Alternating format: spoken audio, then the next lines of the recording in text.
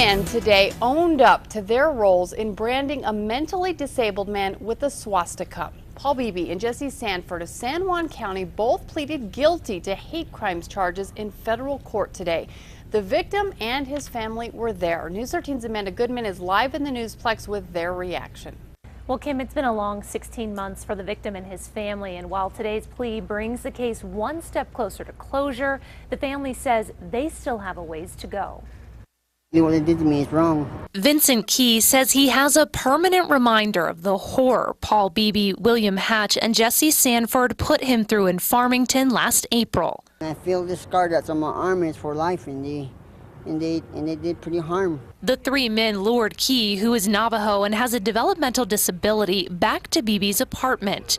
They shaved a swastika on his head, drew hate speech on his body, and branded a swastika into his arm with a hot wire hanger. Today, Beebe admitted he was the one who did the branding. I'm still can't get over my son's brand, and it's still on him, and they have burned him really deep into the skin, and the scar is spread out more.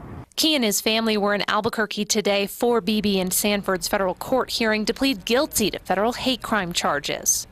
Beebe pleaded guilty to committing a racially motivated hate crime, while Sanford pleaded guilty to conspiracy to commit a racially motivated hate crime. William Hatch pled guilty to the same conspiracy charge as Sanford earlier this summer.